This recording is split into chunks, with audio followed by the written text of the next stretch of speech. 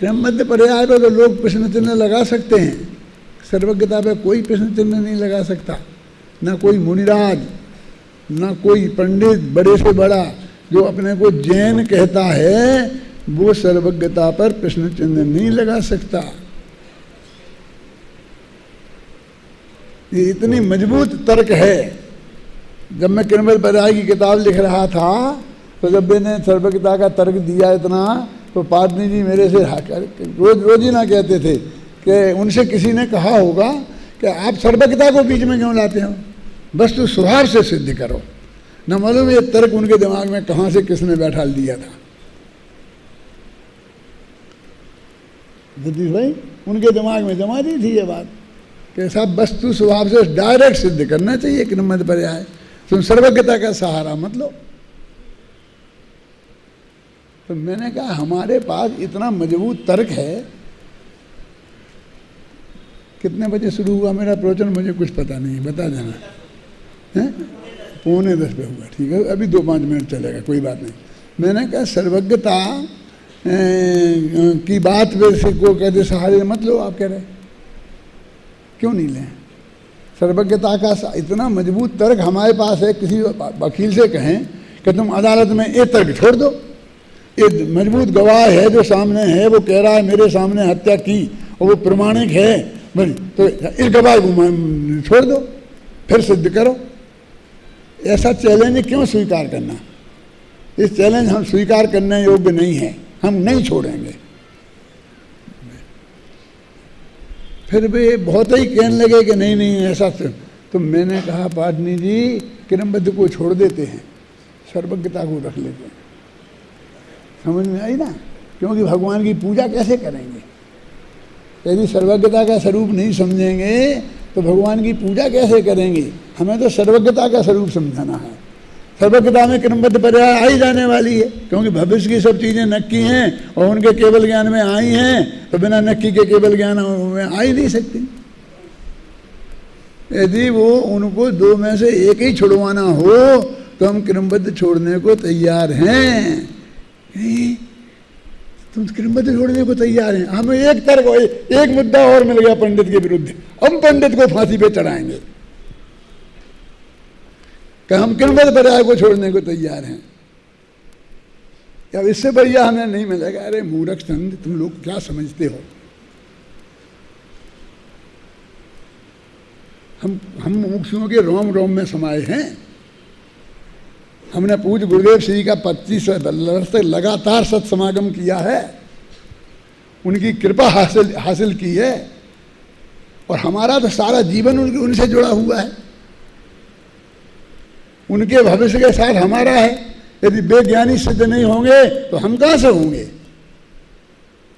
जब से उनने मुँह पट्टी छोड़ी, श्वेतांबर संप्रदाय छोड़ा, तब से लेकर अंत तक वे सब सम्यक दृष्टि थे और थे।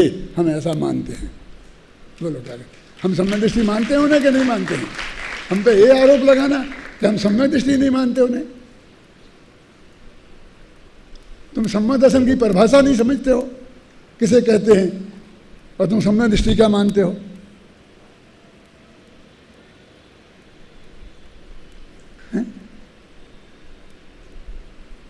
और ये भी मानते हैं कि एक क्षण को एकदम उनको उग्र पुरुषार्थ में आए हों और उनको सम्यक दर्शन हो गया हो। पहली दफे होता है तो उपशम होता है, फिर उपशम होता है, अंतर्मुहूर्त के भीतर ही छूट जाता है। 13 वर्ष तक लगातार मुँह पट्टी और श्वेतांबर भेष बना रहे और सम्यक दर्शन बना रहे, ये 3 काल में संभव नहीं है, नहीं है और नहीं है। ये सिद्धांत की बात है।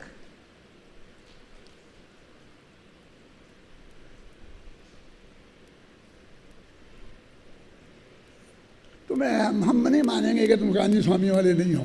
सारे देश विदेश में जाके किसी पूछ से तो आओ, किसी जैन श्वेतांबर से पूछ के आओ, किसी दिगंबर से पूछ के आओ, किसी मुनि से पूछ के आओ, किसी मुमुक्षु से पूछ के आओ कि पंडित हुकुमचंद कांजी स्वामी वाला है कि नहीं है, और तुम्हारे बाप का नाम म्यूनिसिपैलिटी में कहाँ लिखा कि तुम कांजी स्वामी के हो? तुम सिद्ध कैसे करोगे कि तुम कांजी स्वामी के हो? पहले अपनी चिंता करो, हुकुमचंद की चिंता मत करो। और हुकुमचंद तो खत्म हो गया, अभी 2-4 साल की जिंदगी होगी, समाधि में तो अपने ले ही लिया है राजेंद्र, अभी क्या हमारे को करना, काय के लिए?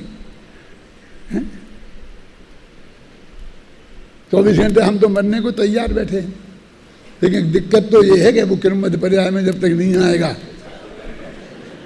जब तक मर नहीं सकते। कर्म के उदय की बात नहीं है, वो जो काल है ना, वो उसमें लिखा है, क्योंकि क्रमबद्ध पर्याय में नक्की है। बिल्कुल डंके की चोट की बात है, इसमें कोई शंका की बात नहीं। इसमें क्या गलती है? हम जो बात कह रहे हैं इसमें मोक्षमार्ग प्रकाशक को पढ़ के देख लो, कोई कौन माई का लाल कह सकता है मुझे बताओ तो? लेकिन जरा भी स्वाध्याय किया है कि तो फिर काय को संस्थानावादी संप्रदाय की 5वें अध्याय में लिखा, काय को गुरुदेव ने छोड़ा?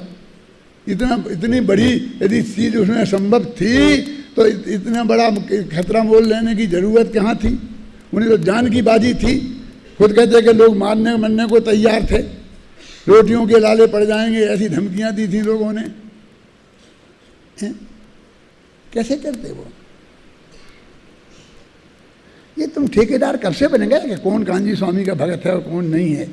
वो सर्टिफिकेट तुम दोगे सबको?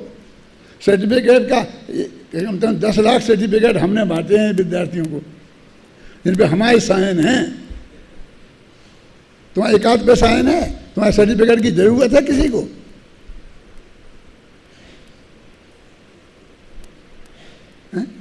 सोचो तो जरा, बुद्धि से सोचो, विवेक से सोचो, क्या है वस्तु का स्वरूप है? क्या सुरेश समझ रहे हैं? अरे भाई हमने इसके लिए